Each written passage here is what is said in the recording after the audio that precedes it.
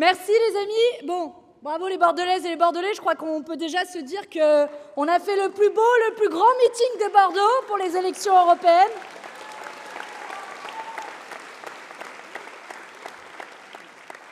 Et puis je me dis, prendre la parole après à la fois nos candidates et nos candidats, mais aussi nos députés, notre député local de l'étape, mais aussi nos députés à l'Assemblée nationale, que finalement, notre Union populaire, elle est forte de sa diversité, elle est forte de ses députés à l'Assemblée nationale et au Parlement européen. Et l'objectif, c'est qu'on revienne encore plus fort.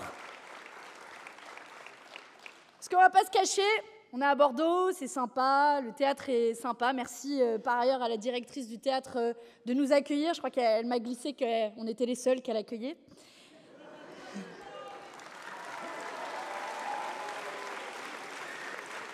Et puis, j'y reviendrai, mais un théâtre qui s'appelle Féminin, moi je me sens plutôt à l'aise. Mais on va pas se cacher, là c'est chouette, on arrive pour un super meeting, mais on va repartir au boulot pendant 3 semaines et la dernière ligne droite pour aller se mobiliser et pour aller tout changer et envoyer en tout cas un signal fort à Emmanuel Macron et à la Commission européenne, à Ursula von der Leyen, que peut-être leur petit bisbille dans leur coin, on va se mettre à un peu changer le truc. Parce que la réalité, c'est que leur politique nous mène droit dans le mur. Et si on veut tout changer, c'est sur la forme comme sur le fond, ou plutôt sur le fond comme sur la forme. Parce que ce n'est pas uniquement leur politique que l'on doit arrêter, mais c'est aussi leur manière de faire. Et je vous le dis avec toute la gravité que cela comporte. Emmanuel Macron, en réalité, c'est un ingénieur du chaos. Le chaos social, le chaos environnemental, le chaos démocratique. Finalement, Emmanuel Macron, tout ce qu'il touche, c'est pour le détruire.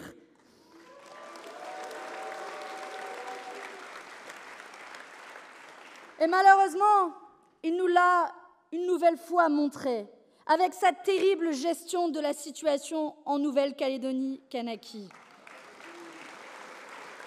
Comme souvent, Emmanuel Macron, il détruit un fragile édifice, hérité de décennies de discussions et de compromis politiques.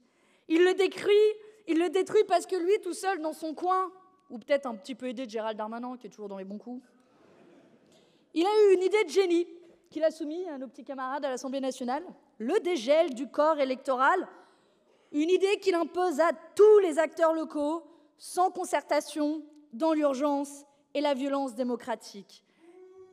Et la conséquence, tout le monde pouvait l'écrire, tout le monde pouvait l'anticiper. On la voit depuis une semaine, une éruption de colère, de violence, de rage. Et la seule réponse de Macron, c'est blâmer les autres, envoyer l'armée.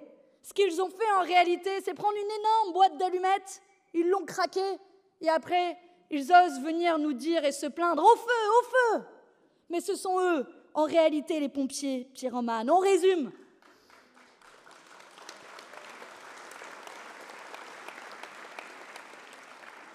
Détruire ce qui marche, imposer des idées catastrophiques, accuser les autres quand cela échoue. Je ne sais pas vous, mais moi, quand je vois ce type de comportement en entreprise, on appelle ça un manager toxique.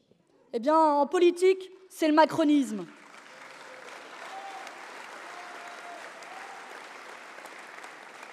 Et au passage, il fait quand même pas ça tout seul, il a ses meilleurs supplétifs.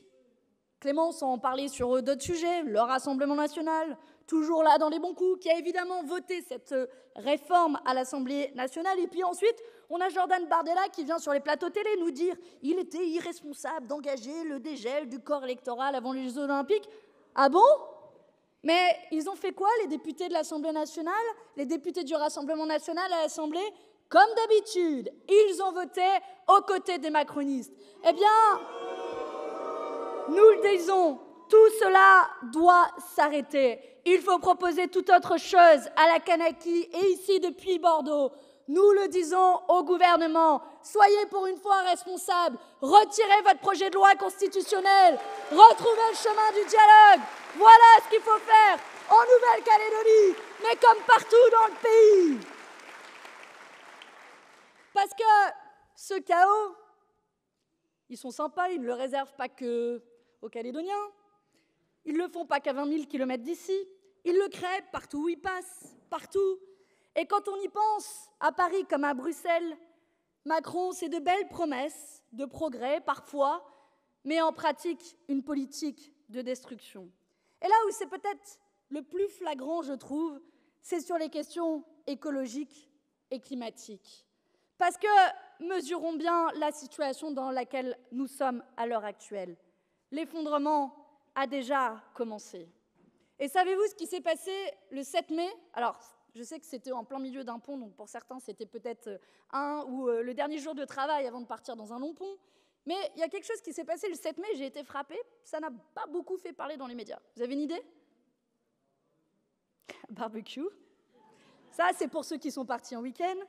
Mais pour ceux qui ont suivi l'actualité d'un peu plus proche, c'était le jour du dépassement écologique de la France. Vous savez, c'est le jour où on a consommé toutes les ressources que notre planète peut régénérer en une année. Et cette fois-ci, c'est passé dans l'indifférence la plus générale. Pour vous donner une idée, il y a 20 ans, c'était le 2 septembre. Un jour qui n'a cessé de reculer, d'année en année. Un jour qui matérialise aussi l'urgence d'agir. Et d'ailleurs, nous ne sommes pas le seuls à le dire. Quand vous avez Antonio Guterres, le secrétaire général de l'ONU, qui n'en finit plus d'alerter, et qui dit « Nous sommes sur l'autoroute de l'enfer climatique, avec le pied toujours sur l'accélérateur. » Et qui sont ceux qui appuient sur l'accélérateur du matin au soir? Ils portent un nom, ou plutôt plusieurs noms. Emmanuel Macron et Ursula von der Leyen, qui n'en ont absolument rien à faire de la catastrophe climatique dans laquelle nous sommes. Parce que, depuis ce temps, qu'est-ce qu'ils font? Signer à tour de bras des accords de libre-échange, des autorisations pour des nouveaux forages de pétrole, vous en savez quelque chose dans le coin. Et je me souviens d'Emmanuel Macron qui nous avait dit, rare phrase de gauche qu'il prononce, en général je m'en souviens, il nous avait promis une grande relocalisation, il nous avait dit déléguer à d'autres notre capacité à produire, c'est une folie. Et puis derrière, c'est celui qui signe à tour de bras des accords de libre-échange.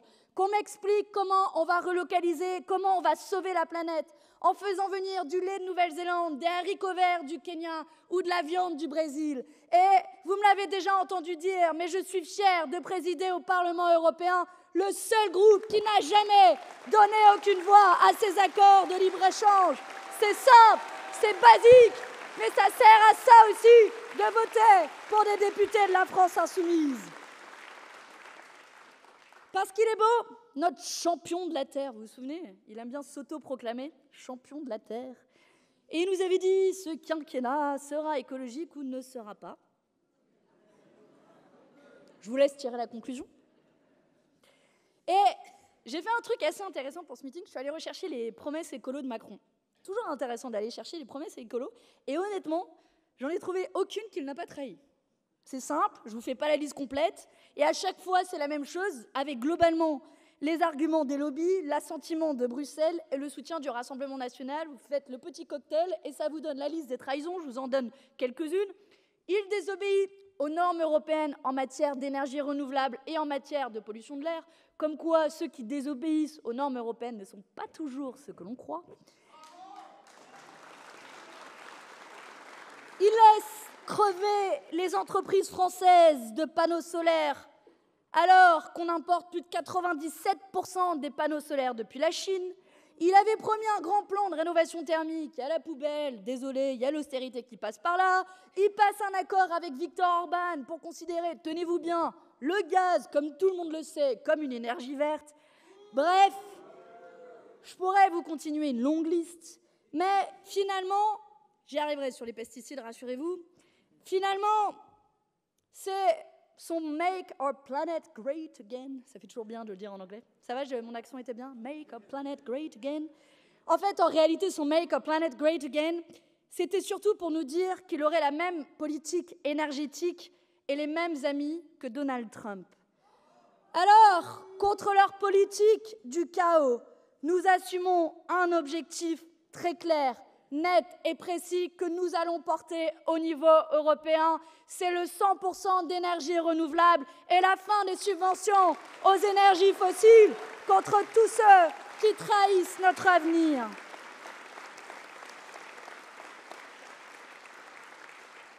Et c'est précisément là que notre slogan prend tout son sens. Quand j'ai des journalistes qui viennent m'interroger et qui me disent « Qu'est-ce que vous voulez faire sur les questions écolo ?» Alors je leur dis « Bon, vous avez 3 heures, on va tout changer. » Rassurez-vous, le meeting ne va pas durer 3 heures. Quoique, on est bien ensemble, non? Non, rassurez-vous. Et j'étais ce matin à la gare de fret d'Ourcade, pour ceux qui connaissent un peu, et j'ai pu constater en pratique l'abandon du fret ferroviaire par notre pays, par l'Union européenne. Parce que c'est l'abandon d'une pièce maîtresse de la transition écologique qu'est la question des transports. Le rail, c'est le parent pauvre de la politique des transports. Au niveau européen, c'est simple, on investit 2 fois plus sur les routes que sur le rail en 2024, bonne idée.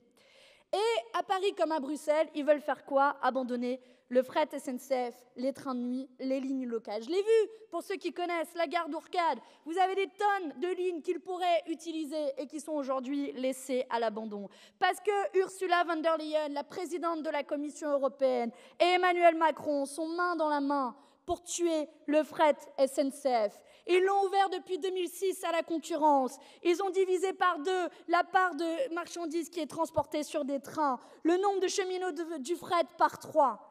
Résultat, en général, Emmanuel Macron, il aime bien se comparer. Alors comparons-nous. En France, seulement 10% des marchandises sont transportées sur des trains, quand c'est 20% à l'échelon européen. La honte.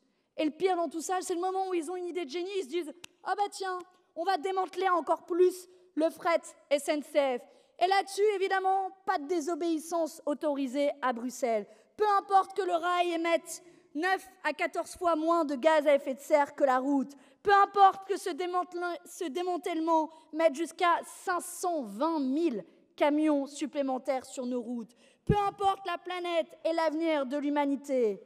Alors, contre tous ces ingénieurs du chaos, ceux qui veulent détruire le transport de marchandises sur des trains, qui est en réalité bien plus écologique, à Bruxelles, nous irons nous battre contre la liquidation de fret SNCF pour le développement des lignes de transport. Et s'il le faut, oui, nous désobéirons. Je le dis d'autant plus. Mes petits copains, avant, ont parlé du programme de la NUPES. C'est précisément dans ce genre de cas que l'on avait dit très clairement, y compris, vous vérifiez bien sur le programme de la NUPES, vous trouverez le logo du Parti socialiste. Et nous avons dit que, oui, s'il le faut, nous sommes prêts à désobéir quand il s'agit de mettre en concurrence le fret, les barrages hydroélectriques, parce que c'est l'avenir de l'humanité qui est en jeu. Et que, entre la dette et la planète, nous choisirons toujours la planète. Au final, vous l'avez compris, ce sont 2 visions du transport qui s'opposent. D'un côté, le développement des petites lignes et du fret, ou la vision du pouvoir qui se concentre sur les grands axes, les grands projets. Et je veux le dire particulièrement dans cette région. Non, construire des autoroutes ne sauvera pas la planète pour ceux qui viennent d'un peu plus au sud. L'A69 de Carole Delga est un projet climaticide. Et construire des autoroutes en 2024, ce n'est pas juste de l'erreur, c'est tout simplement de l'anachronisme. Non, construire une LGV entre Bordeaux et Toulouse, hors de prix, qui détruit les zones humides et la biodiversité n'est pas la solution, n'en déplaise aux présidents de région Rousset et Delga. Alors, nous porterons à Bruxelles l'abandon des grands projets inutiles et écocides et des investissements majeurs dans les petites lignes. Et s'il le faut, là aussi, nous désobéirons aux intérêts privés et aux règles en vigueur. Et pour finir, sur cette ligne du chaos climatique, à Bruxelles comme à Paris, ça ne s'arrête pas au transport. Il saccage aussi notre agriculture. Et là aussi, j'arrive à les promesses sur les pesticides. Macron nous avait promis la fin du glyphosate. Il a obtenu sa réautorisation. Pourtant, entre-temps, le glyphosate a été classé comme un cancérigène probable. Macron promettait une réforme de la politique agricole commune. Le premier truc qu'ils ont fait il y a quelques semaines, après, pour répondre à la crise du secteur agricole, c'est foutre à la poubelle les normes environnementales et absolument pas adopter les prix planchers rémunérateurs, qui étaient quand même la demande numéro 1 des agriculteurs. Ils promettent de préserver les ressources en eau, mais imposent par la violence les projets des méga-bassines qui réservent la ressource à une toute petite minorité d'exploitants. Alors oui, nous le disons et nous l'affirmons. Il est temps de changer notre modèle agricole, d'en finir avec les pesticides qui nous empoisonnent la vie et de bifurquer vers un modèle agricole respectueux de la nature, de l'environnement, des animaux.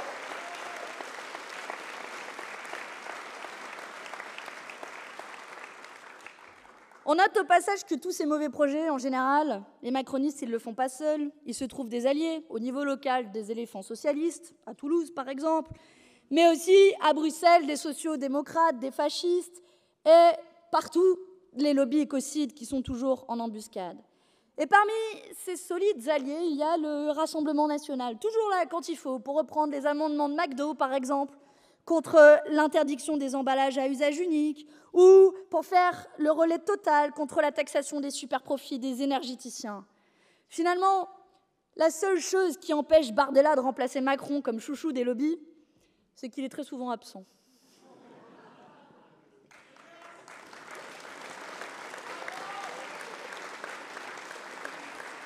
On lui a trouvé un petit surnom dans l'équipe à Bardella, c'est Bardépala, au Parlement européen, puisque vous avez dit feignasse.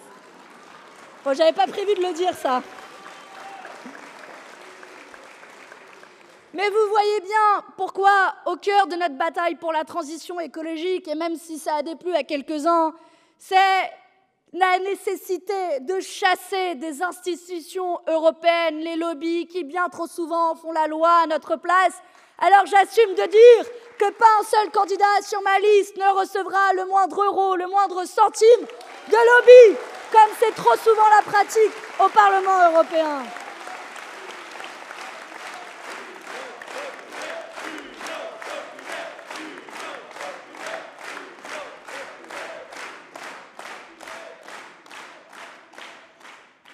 Voilà en quelque sorte la France de Macron dans l'Europe de von der Leyen, des ressources sacrifiées, privatisées au profit de quelques-uns, une agriculture intensive qui ne rémunère que les plus gros et laisse les petits dans la misère et qui prospère grâce à la maltraitance animale.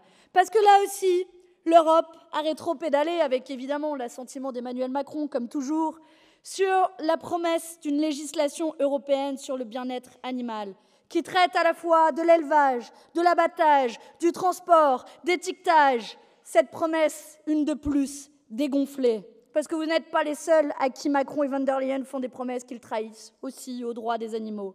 Alors, vous l'avez peut-être vu parce que ça a été publié il y a quelques jours, je suis fière d'être l'eurodéputée classée la première par l'association L214 pour la défense des droits des animaux.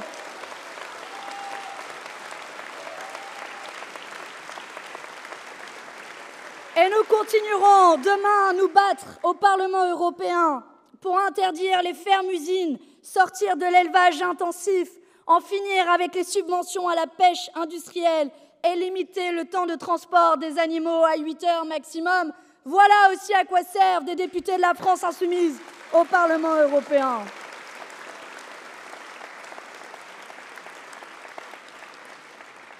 C'est cette vision de l'écologie populaire pour laquelle nous nous battons.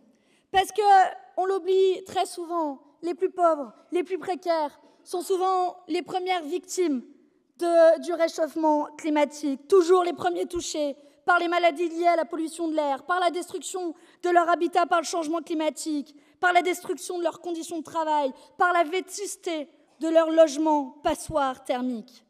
Et il a été évoqué un peu avant moi la question de l'austérité budgétaire. Devinez quel est le premier budget dans lequel coupent les macronistes quand il s'agit de faire des coupes budgétaires? L'écologie. L'écologie et notamment la rénovation thermique des logements. 1 milliard d'euros en moins, rien que ça. Alors, contre leurs coupes budgétaires qui sacrifient notre avenir, notre santé, notre agriculture, notre planète, je suis fière d'avoir mené la bataille au niveau européen contre l'austérité budgétaire parce que nous leur disons qu'en toute hypothèse, la dette, ça se négocie, mais pas la planète.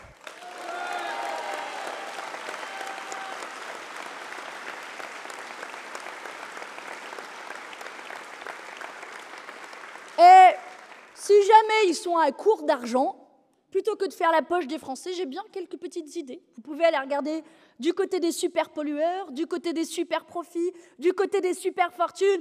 Raison pour laquelle nous proposons au niveau européen un ISF européen et une taxation sur les super profits. Allons chercher l'argent là où il est, dans la poche des plus riches et des plus fortunés.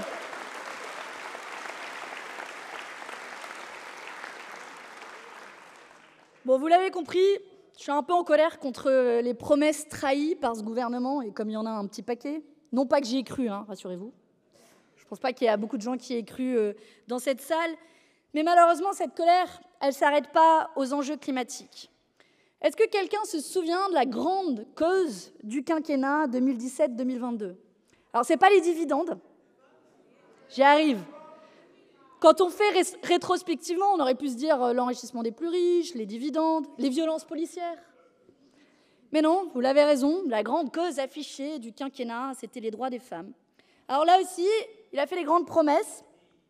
Comme sur le climat, il est arrivé un peu comme un intello, c'est le moment où en général il met son pull à col roulé. C'est le moment où il fait les promesses de gauche, ils sortent avec leur pull à col roulé, ils tombent la cravate. Et le résultat, c'est que leur grande cause, on l'a tous vu, c'est devenu le grand oubli, ou plutôt la grande trahison. Et on n'a pas grand-chose à mettre à son bilan à Emmanuel Macron, si ce n'est, allez, je suis sympa, quelques stories de Marlène Schiappa sur Instagram avec des influenceuses.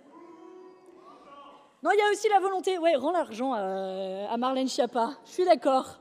On peut le dire quand même, rends l'argent.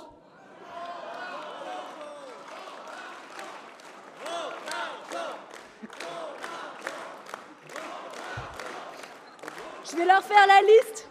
On va commencer à leur faire la liste de tous les sujets sur lesquels il faut qu'ils rendent l'argent, on n'a pas fini.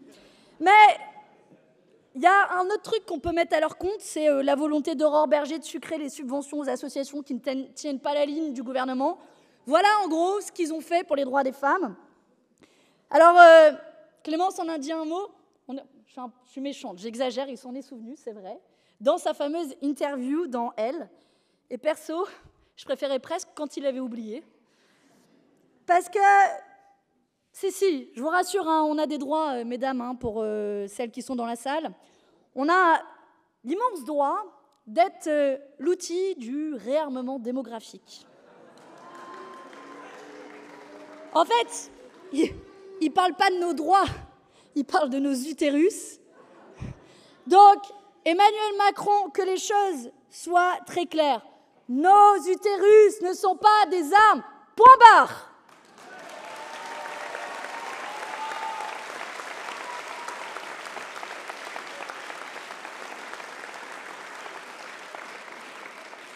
Et s'il veut vraiment se poser la question de la natalité, pourquoi elle baisse? Parce que la fécondité baisse. Et pourquoi la fécondité baisse? À cause des perturbateurs endocriniens, par exemple, des pesticides que Macron défend mordicus à Bruxelles, que j'évoquais. Et moi, je veux bien aller faire un dépistage quand on a 20 ans, quand on est des jeunes femmes, mais je ne suis pas sûre qu'on va vraiment régler le problème de cette manière. Et on peut se poser la question, a-t-on vraiment envie de faire des enfants quand les maternités ferment? Quand la destruction de l'hôpital public se traduit par une mortalité infantile qui explose? Rendez-vous compte, la France, qui est rendue au 22e rang au niveau européen sur la mortalité infantile, 22 sur 27.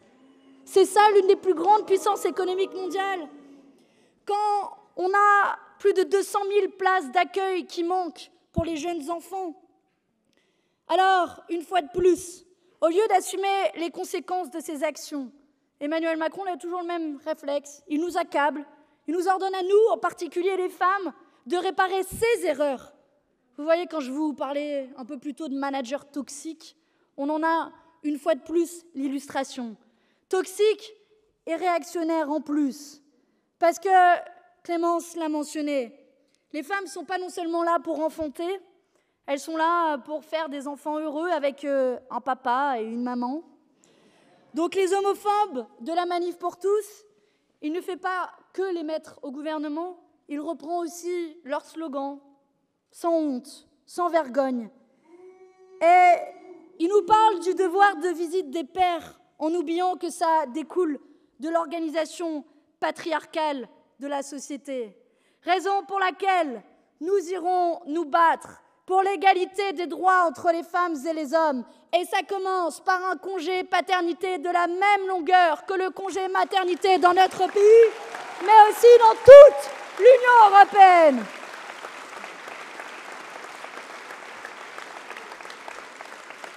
Et je vous laisse deviner qui s'y est opposé quand on l'a proposé au niveau européen.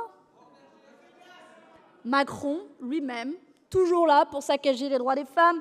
De la même manière, nous nous battrons pour un grand plan d'investissement dans l'hôpital public et la politique de la petite enfance. Voilà comment nous allons nous battre pour réarmer notre pays, comme il le dit, qui commence par réarmer nos hôpitaux publics. Mais notre bataille féministe ne va pas s'arrêter là. Parce que, vous le savez, partout en Europe, l'IVG est remise en cause. En Pologne, en Hongrie, en Italie, partout finalement, où l'extrême droite est au pouvoir, elle s'en prend aux droits des femmes. Ici, en Hongrie, en forçant les femmes à écouter le fœtus, le cœur du fœtus de leur enfant, avant de procéder à un avortement, en autorisant les anti-IVG à entrer dans les cliniques, en restreignant en pratique le droit à l'avortement, en laissant aussi les lobbies anti-IVG prospérer. Nous, députés au Parlement européen, alors qu'on vote très régulièrement sur le droit à l'avortement, vous savez ce qu'on reçoit? Des fœtus en plastique. Des fœtus en plastique. Et ce type de lobby qui prospèrent et qui sont encore très puissants au Parlement européen. Et la réalité, c'est que macronistes, mais aussi socialistes, ont porté une anti-IVG à la tête du Parlement européen. Et évidemment, quand Marine Le Pen se cache à Paris sur le droit à l'avortement, Jordan Bardella, les fois où il est là, vote systématiquement contre le droit à l'avortement. Alors, chers amis, je veux vous le dire, nous en ferons une bataille capitale. Après avoir arraché, grâce à Mathilde Panot, l'inscription de l'IVG dans notre Constitution française, nous irons nous battre pour inscrire le droit à l'avortement dans la charte des droits fondamentaux, pour que plus jamais l'avortement ne soit remis en cause dans notre continent.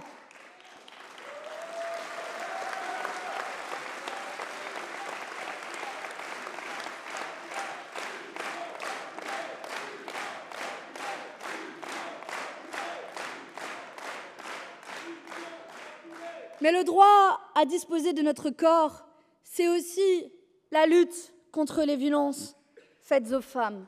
Il y a encore un beau domaine de trahison de la part d'Emmanuel Macron. On a dans notre pays 94% des plaintes pour violences sexuelles qui sont classées sans suite. Seulement 1% des violeurs qui sont condamnés. Une faillite de la République, mais aussi de l'Union européenne. Raison pour laquelle je me suis battue pendant toutes ces années de mon mandat pour instaurer une définition commune du viol qui prend en compte la notion de consentement. Et là aussi, devinez qui s'y opposait?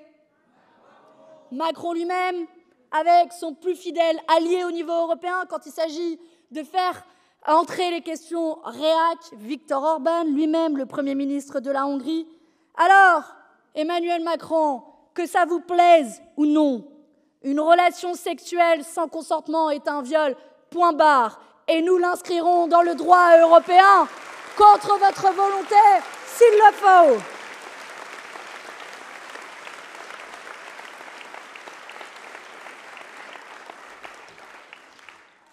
Voilà en gros l'alliance des réacs de Paris à Bruxelles. Et face à eux, notre révolution féministe, dans laquelle nous appliquerons un principe assez simple. Pour une fois, on ne va pas faire de la concurrence libre et non faussée en tirant nos droits par le bas, mais nous appliquerons la clause de l'européenne la plus favorisée. Comprendre, harmoniser par le haut les droits des femmes. Alors nous irons chercher, comme en Espagne, un congé paternité de 16 semaines, indemnisé à 100%, comme en Finlande, une définition du viol comme une absence de consentement explicite, comme en Suède, l'avortement légal sur simple demande jusqu'à la 18e semaine. Gisèle Halimi nous disait très bien, ne vous résignez pas.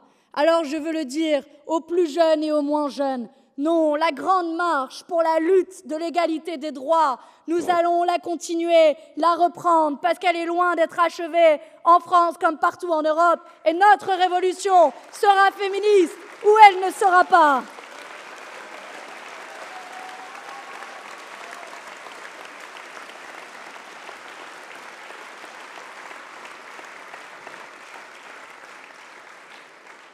Alors voilà les amis, j'en arrive à la fin. Il nous reste, parce que sinon si je continue sur les trahisons de Macron, vous en avez encore pour 4 heures. Mais on va essayer de se donner un programme ensemble. Pas un programme politique, ça on l'a déjà, au passage on était les premiers. Tous les journalistes qui nous posent sur les plateaux télé, mais vous parlez que d'un sujet. Non, on a réponse à tout, interrogez-moi. C'est vous qui avez un petit peu la flemme d'aller regarder ce dont on parle. Mais rassurez-vous, il y a des débats qui arrivent, on aura l'occasion d'en reparler. Mais donc on va se donner un programme ensemble, nous toutes ici, militantes et militants, pour les 3 semaines qui arrivent.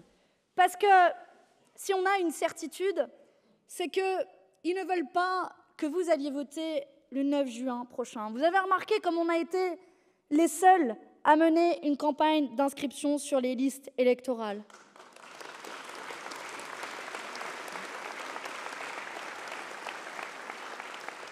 Le gouvernement ne l'a pas fait, les macronistes ne l'ont pas fait, l'extrême droite ne l'ont pas fait. Tous ont intérêt à ce qu'il n'y ait pas de mobilisation massive le 9 juin prochain. Pire encore, j'ai lu dans la presse qu'ils s'inquiètent du succès de notre campagne. Voici les termes avec lesquels ils en parlent quand même. C'est des propos légèrement insultants pour les jeunes, les précaires et les habitants des quartiers populaires qui se sont inscrits grâce à nous parce qu'ils ont écrit et ils les ont comparés à des chiens que l'on pourrait siffler. Comme si nous sifflions quelques personnes que ce soit ici ou en dehors de la salle. Voilà leur image de la démocratie. Eh bien, je vous le dis, soyez fiers, parce que s'il y a eu un regain d'inscription sur les listes électorales, c'est grâce à votre travail. Vous qui êtes allés faire du porte-à-porte, vous qui êtes allés tracter, vous qui êtes allés afficher, soyez fiers. Ils ont peur du peuple, les amis. Et c'est notre rôle de ramener finalement la politique au seul qui doit décider, le peuple. Et je voudrais terminer avec une citation de Françoise d'Aubonne, puisque j'ai beaucoup parlé d'écologie et de féminisme aujourd'hui. C'est celle qui a inventé l'écoféminisme, qui disait « De qui se fout-on ? Et qui arrivera à nous faire croire, si bêtes que nous soyons, que l'on peut à la fois maintenir le chiffre d'affaires de l'industrie qui nous assassine et arrêter l'assassinat. Continuer à fabriquer des avions et protéger le ciel du kérosène. Accroître la production de la celluleuse et préserver les eaux des effroyables conséquences du blanchiment.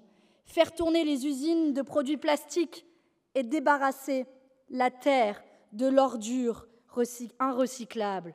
Alors, les amis, si vous voulez faire la bifurcation écologique, votez. Si vous n'en pouvez plus du patriarcat, votez. Si vous voulez la paix à Gaza, votez. Si vous voulez protéger nos emplois des délocalisations, votez. Si vous voulez le bien-être animal, votez. Si vous en avez marre de voir nos services publics dévastés, si vous voulez la retraite à 60 ans contre tous ceux qui nous tournent le bras, votez. Si vous ne supportez plus l'exercice violent du pouvoir, si vous voulez l'harmonie entre les êtres humains eux-mêmes et la nature, si vous voulez tourner la page de Macron, alors les amis, tous en campagne, ça se passe le 9 juin.